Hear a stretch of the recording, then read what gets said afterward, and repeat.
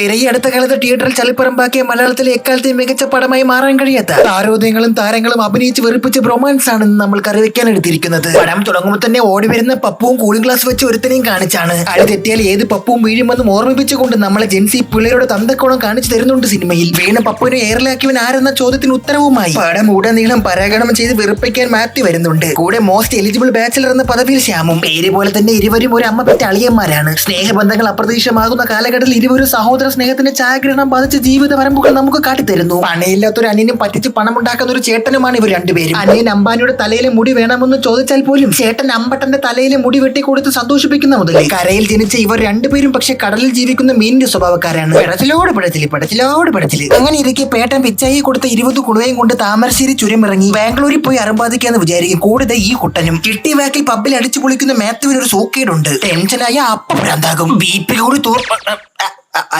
P കൂടി തല ഇറങ്ങും. ദേഷ്യം വന്ന പിന്നെ ദോസ്ത സിനിമയിലെ ദിലീപിന്റെ സ്വഭാവമാണ് അവന്. Very dangerous and notorious. പക്ഷേ മുഖത്തിന്റെ ഭാവം കണ്ട മീൻകറിയും പാലും മെനിങ്ങാനത്ത് മിക്സ് ചെയ്ത് കുടിച്ച് ഇളകിയ പോലെ. ഇതിലെ ഇവന്റെ അഭിനയത്തിനൊക്കെ ഓസ്കാർ കൊടുക്കണമെന്നൊക്കെ പറഞ്ഞവരുണ്ട്.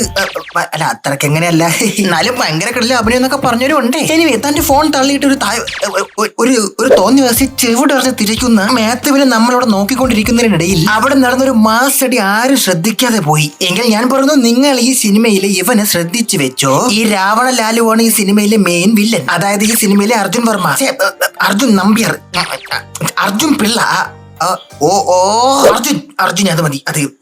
എന്തായാലും അവിടുത്തെ കലാപരിപാടിയൊക്കെ കഴിഞ്ഞ് കാലം നീട്ടി റീലും കണ്ടിരിക്കുന്ന മാത്യുവിന് അഥവാ വരുന്ന ഒരു കോൾ. തന്റെ ചേട്ടനെ ആരോ ചാക്കിലാക്കി കടത്തിക്കൊണ്ടുപോയിന്ന്. ഇതറിഞ്ഞ മാത്യു മുന്നും പിന്നും നോക്കാതെ അടുത്ത വണ്ടി കയറി കൊച്ചിക്ക് പോകും. അവിടെ ആരാ നിക്കണേ? നമ്മുടെ അർജുൻ അശോകൻ, പേട്ടന്റെ കൂട്ടുകാരനാണ് അത്രേ. അപ്പൊ ഈ സംഭവം എന്താണെന്ന് വെച്ചാ പേട്ടനൊരു പ്രേമം, അത് പൊട്ടി. അതിൽ മനം തൊന്ന് അവൻ ഞെട്ടി. പിന്നെ അവ ആരോടും പറയാതെ എങ്ങോട്ടോ പോയി പാട്ടി. ശരി, അപ്പൊ ഇനി എന്ത് ചെയ്യും? ചേട്ടനെ കണ്ടെത്തണമല്ലോ. അവന് തേച്ചവളാണ് ആയിഷ. അവൾ അതാ ഒരു പല്ല് ഡോക്ടർ. അവളെ ഇവൻ അറിയാം. അങ്ങനെയെങ്കിൽ ഇവർ ഒരുമിച്ച് നേരെ ക്ലിനിക്കിലിട്ട് പോകും. അവിടെ ചെന്നപ്പോ അല്ലേല് പല്ലെടുത്ത് വാനാറ്റ അടിച്ച് പേ പിടിച്ചിരിക്കണ കുഞ്ചൻ തമ്മിയർക്ക് ഇവരെ മഹിമ നമ്പിയർക്ക് ഇവനെ കണ്ടുടഞ്ഞ കലിപ്പങ്ങ് കയറും. കാരണം ഇവ മറ്റവന്റെ അനിയനാണെന്ന് അവൻ പറഞ്ഞല്ലോ. കാറ് മുഖത്ത് തുപ്പാത്തത് ഇവന്റെ ഭാഗ്യം. നോക്കൂ, ഇവനാണെങ്കിൽ ഓമർ ലുലുവിന്റെ സ്വഭാവമാണ്. ആരും കയറി ഭീഷണിപ്പെടുത്തി കളയും. ഡോക്ടർ ആയാലും വാർഡ് മെമ്പർ ആയാലും ദേഷ്യം വന്നാ പിന്നെ ദേവേന്ദ്ര ആണെങ്കിൽ അവൻ തല്ലും. അവിടെ കിടന്ന് ഇവന്റെ ഒരു അഭിനയം ഉടനെ അപരാധം കൊടുത്ത് അമിട്ടാക്കി അവന്റെ വായിലിട്ട് പൊട്ടിക്കാൻ തോന്നും.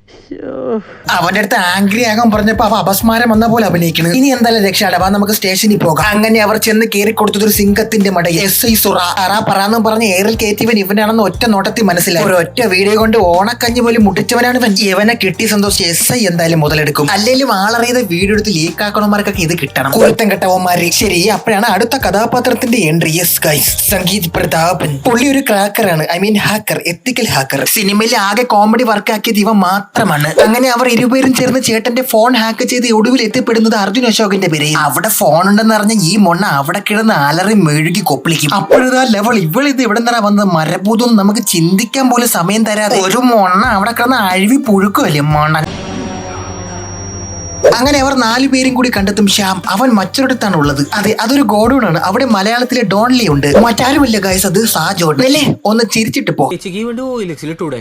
ഡോക്ടറെ വേണ്ടിയുണ്ട്, നല്ല റീസെയിൽ വാല്യൂ ആയിരിക്കും. എന്നിട്ട് ഞാനങ്ങനെ പോവും. എന്നിട്ട് ചേച്ചി വലിയ ഊബർ വിളിച്ചോ? അതായിരിക്കും നാട്ടുകാർക്കും ചേച്ചിക്ക് നല്ലത്. ചിരിച്ചില്ലേ? ഇനി വാ തുടരാം. അങ്ങനെ അവർ അടുത്ത ക്യാരക്ടറിനെയും കാണും. കണ്ട അവിടെ ഞാൻ വെടൽ ചെക്ക അങ്ങേരുന്ന് കിൻഡൽ ഇടിയും വാങ്ങും. 2 ദിവസം ബാത്റൂമിൽ പോയിരുന്ന് മുക്കിയാലും ആ ചോര തരൂല. ഷാജോണിന് കുറെ പൈസ കൊടുക്കാണ്ടേ, അതുകൊണ്ട് ചേട്ടനെ അവൻ കടത്തിക്കൊണ്ട് ഒളിപ്പിച്ച് വെച്ചേക്കാണ്. പെട്ടെന്ന് പൈസ എന്നില്ലെങ്കിൽ ചേട്ടനെ അപഹരിച്ചില്ലെന്നങ്ങ് പറയും. ഇനിയിപ്പോ എന്ത് ചെയ്യും? 10 പൈസ കയ്യില്ലാത്തോണ്ട് ഒടുവിൽ നമ്മളെ മാത്യു അതങ്ങ് തീരുമാനിക്കും. സ്വന്തം ചേട്ടന് വേണ്ടി താൻ പണ്ട് ചെയ്തൊരു തെറ്റിന് പ്രായച്ചിത്തം ചെയ്യാൻ വേണ്ടി ചെല്ലും. പോലീസുകാരെ SI സുരനെ പണ്ട് നാണം കെടുത്തതിന് പകരം അവന്റെ അടുത്തൊരു പട്ടിയെ പോലെ മൂത്രം ഒഴിക്കണം, നക്കണം, കുരയ്ക്കണം എന്നൊക്കെ പറയും. സങ്കടം വരും. അല്ല, ഒരു കണക്കിന് വേറൊന്നും പറഞ്ഞില്ലല്ല, ഭാഗ്യം. അങ്ങനെ ബിനു പപ്പുവിന്റെ പിൻബലത്തിൽ ഷാജോണിനും ചേർത്തൊരു ടീം ഉണ്ടാക്കിയ ചേട്ടൻ ബാംഗ്ലൂർ ഉണ്ടെന്ന് കണ്ടെത്തും. എന്നിട്ട് ഇവർ നിന്ന നിപ്പിൽ അങ്ങോട്ട് തിരിക്കും. ഇനി അവിടെ എത്തിപ്പെടുന്ന ഇവർ ചേട്ടന്റെ ഇൻസ്റ്റാഗ്രാം തപ്പി അവനെ തേച്ച ആയിഷ ആരാണെന്ന് കണ്ടെത്തും. ആ ആയിഷയുടെ കല്യാണമാണ് ഇന്ന്. ഒരു തുണി പോലും എടുക്കാതെ അവിടെ നിന്ന് വന്ന് ഇവർ എങ്ങനെ ഒരു കല്യാണത്തിന് പോകും? അല്ലേ തന്നെ അവർ എങ്ങനെ കല്യാണം വിട്ട് കയറിപ്പറ്റും? അങ്ങനെയുള്ള ലോജിക് ഒന്നും നിങ്ങൾ ചോദിക്കരുത്. അതൊക്കെ അവിടെ കയറിപ്പറ്റും. അവിടെ കയറിപ്പറ്റുകയും ചെയ്യും, ചോറും തിന്നും, ബിയർ അടിക്കും. അതാണ്ടാ മലയാളികൾ. മലയാളി പുലിയാട. അപ്പോഴാണ് അവിടെ ഒരു ട്വിസ്റ്റ്. മറ്റേ ലവയില്ലേ കൽപ്പന അർജുൻ, അവൻ ഈ വീട്ടിലെ ലോകേഷ് കനകരാജ് ആണെന്ന്. അതായത് കല്യാണപ്പെടിച്ച ആങ്ങളൻ മെയിൻ ആളാണ്. പക്ഷേ അവന് കണ്ട മാതിരി ഇത്രയും സുന്ദരിയായ കുഞ്ചൻ തമ്പിയുടെ അടുത്ത് ഒരു ക്രഷ് അടിക്കും. പിന്നെ അല്ലാതെ അടിച്ചില്ലെങ്കിൽ പിന്നെ എന്തിന്? അങ്ങനെ ഇവർ കല്യാണപ്പെട്ട ദോസ്താണെന്ന് തെറ്റിദ്ധരിപ്പിച്ച് അവരെ കൂടെ കൂടി അവരുടെ സ്വന്തം റിസോർട്ടിൽ കയറി താമസിക്കുകയും ചെയ്യും. അവിടേക്ക് ഒരു കാര്യമില്ല, ഇവനെ വിളിച്ചെടുത്ത് എന്തിനാണ് എന്തോ. അതിന്റെ ഇടയ്ക്കാണ് മേത്ത് നമ്മുടെ അർജുന്റെ ഫോണിൽ കെട്ടിക്കിട്ടേക്കുന്ന രീതിയിൽ ശ്യാമിനെ പോലെ ഒരുവനെ കണ്ടുപിടിക്കുന്നത്. പിന്നെ അവർക്ക് ഒറ്റ ലക്ഷ്യം, അവന്റെ ഫോൺ എങ്ങനെയും ഹാക്ക് ചെയ്തിട്ട് സംഭവം ഫോണിലെ CCTVയിലാണ് അവനെ കണ്ടത്. അപ്പൊ ഫോൺ ഹാക്ക് ചെയ്തതിനെ CCTVയിലെ ലൊക്കേഷൻ എടുത്ത് ഇവൻ എവിടെയാണെന്നുള്ളത് നമുക്ക് കണ്ടുപിടിക്കാൻ പറ്റുമല്ലോ. Very brilliant. ട്രാജിക്കലി പറഞ്ഞ ഇതൊക്കെ ലോജിക്കലി കറക്റ്റ് ആണ്. പക്ഷെ അതിസാഹസികമായ ആ കാര്യം ഈ ഒട്ടകപ്പോത്തിൽ നിന്ന് എങ്ങനെ സാധിച്ചെടുക്കും? അങ്ങനെ അവർ പ്ലാൻ ഇടും. ആദ്യത്തെ അവന്റെ കൊടുക്കത്തെ പ്ലാൻ കാരണം ഒരു സെക്യൂരിറ്റിക്ക് ഇട്ടിക്കൊണ്ട് മെഴുകും. അങ്ങനെ അവർ നെക്സ്റ്റ് പ്ലാൻ ആണ്. തൊട്ടടുത്ത ദിവസം കല്യാണം കഴിഞ്ഞ് റിസപ്ഷൻ ആണ്. എങ്ങനെയെങ്കിലും അവിടെ പോയി ഫോൺ അടിച്ചു മാറ്റി ഹാക്ക് ചെയ്യണം. അങ്ങനെ അന്നേ ദിവസം ഡാൻസും പാട്ടിന്റെ ഇടയിൽ ലേശം കഞ്ചാവ് ബ്രൗണി കഴിച്ച പിടുത്തവുമായി അർജുൻ അശോകൻ ആകെ അലസ കൊലസ ആക്കും. പക്ഷേ അതിനിടയിൽ അവർ കാര്യം നിർത്തി. ഇനി ഞാനൊരു കാര്യം പറട്ടെ, ഈ അർജുന് ഇവളുടെ ഒടുക്കത്തെ ക്രഷാണ് കിട്ടും. പക്ഷേ അവന് പറയാൻ പറ്റില്ല, കാരണം കൊല്ലച്ചത് ലൊക്കേഷനൊക്കെ കണ്ടെത്തി അവർ ഒടുവിൽ ചേട്ടനെ രക്ഷിക്കും.